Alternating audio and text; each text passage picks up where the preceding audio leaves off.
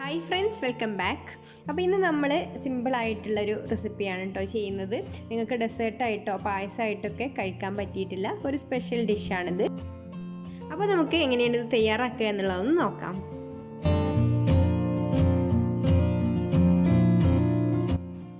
അപ്പോൾ ആദ്യം തന്നെ നമ്മളിവിടെ ഇതുപോലൊരു പാൻ എടുത്തിട്ടുണ്ട്. അതിലേക്ക് നമുക്കൊരു 1.5 കപ്പ് വെള്ളം ഒഴിച്ചു കൊടുക്കാം.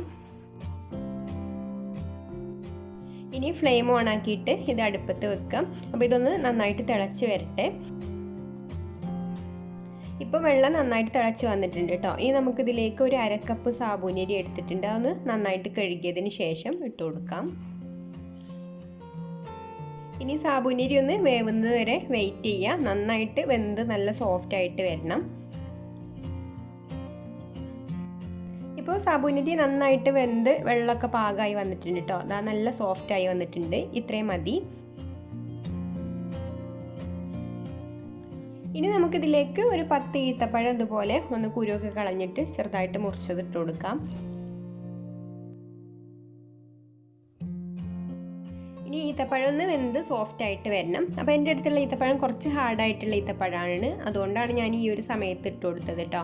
അപ്പോൾ ഇനി നിങ്ങളുടെ അടുത്ത് നല്ല സോഫ്റ്റ് ആയിട്ടുള്ള ഈത്തപ്പഴമാണെന്നുണ്ടെങ്കിൽ, അതായത് ചൂടൊക്കെ തട്ടുമ്പോഴത്തേന് അലിയുന്ന ഒരു ഈത്തപ്പഴം ഉണ്ടാവില്ല, ആ ഈത്തപ്പഴമാണെങ്കിൽ പാലൊക്കെ ഒഴിച്ചതിന് ശേഷം ഇട്ട് കൊടുത്താലും മതി.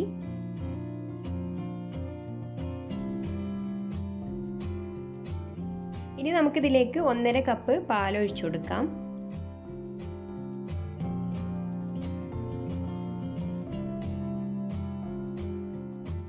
ഇനി ഇതൊന്ന് ചൂടായിട്ട് വരട്ടെ.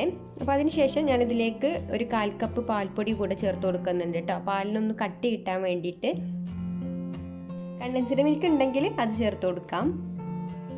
ഇപ്പോൾ പാലിവിടെ നന്നായിട്ട് ചൂടായി വന്നിട്ടുണ്ട്. ഇനി നമുക്കിതിലേക്ക് 1/4 കപ്പ് പാൽപ്പൊടി ചേർത്ത് കൊടുത്തിട്ട് നന്നായിട്ട് മിക്സ് ചെയ്ത് കൊടുക്കാം. അല്ലെങ്കിൽ പാൽപ്പൊടി അല്പം ചൂടുള്ള വെള്ളത്തിൽ ഒന്ന് കലക്കിയതിന് ശേഷം ഒഴിച്ചു കൊടുത്താലും മതി. ഇനി പാൽപ്പൊടി കട്ടയില്ലാതെ മിക്സ് ചെയ്തെടുക്കുക. ഇനി ഇതൊന്ന് തിളച്ച് എല്ലാം കൂടെ ചേർന്ന് കഴിഞ്ഞാൽ നമുക്ക് ഫ്ലെയിം ഓഫ് ആക്കാം. കൂടുതലായിട്ട് കുറുക്കിയെടുക്കേണ്ട കേട്ടോ. ഇതൊന്ന് തണുത്ത് കഴിഞ്ഞാൽ ഒന്നും കൂടെ തിക്കായിട്ട് വരും. ഇനി നമുക്കിതിലേക്ക് മധുരത്തിന് ആവശ്യമായിട്ടുള്ള പഞ്ചസാര ചേർത്ത് കൊടുക്കാം. കണ്ടൻസ്ഡ് മിൽക്ക് ചേർത്ത് കൊടുത്തിട്ടുണ്ടെങ്കിൽ പഞ്ചസാരൻ്റെ ആവശ്യം ഉണ്ടാവില്ല കേട്ടോ. പിന്നെ ഈത്തപ്പഴത്തിൻ്റെ മധുരം നോക്കിയിട്ട് വേണം നമ്മൾ പഞ്ചസാര ചേർത്ത് കൊടുക്കാൻ. മധുരം ബാലൻസ് ചെയ്യാൻ വേണ്ടിയിട്ട് നമുക്കൊരു നുള്ളു ഉപ്പും കൂടെ ചേർത്ത് കൊടുക്കാം. ഇനി നല്ലൊരു ഫ്ലേവറിന് വേണ്ടിയിട്ട് 1/4 ടീസ്പൂൺ ഏലക്ക പൊടിയും കൂടെ ചേർത്ത് കൊടുക്കുന്നുണ്ട്. അപ്പോൾ ഇതിവിടെ റെഡി ആയിട്ടുണ്ട്. ഇനി ഇത് നന്നായിട്ട് ചൂടാറിയതിന് ശേഷം സെർവ് ചെയ്യാം. അപ്പോൾ ഫ്രിഡ്ജിൽ വെച്ച് തണുപ്പിച്ചിട്ടോ അല്ലാതെയൊക്കെ ഇത് കഴിക്കാവുന്നതാണ്. ഇനി ഒരു ഭംഗിക്ക് വേണ്ടിയിട്ട് ഞാൻ ഇതുപോലെ കുറച്ച് ചോക്ലേറ്റ് ഗണാഷ് കൊണ്ടൊന്ന് വരച്ചു കൊടുക്കുന്നുണ്ട്. ഇനി നമുക്ക് കുറച്ച് നട്ട്സും കൂടെ ഇട്ട് കൊടുക്കാം.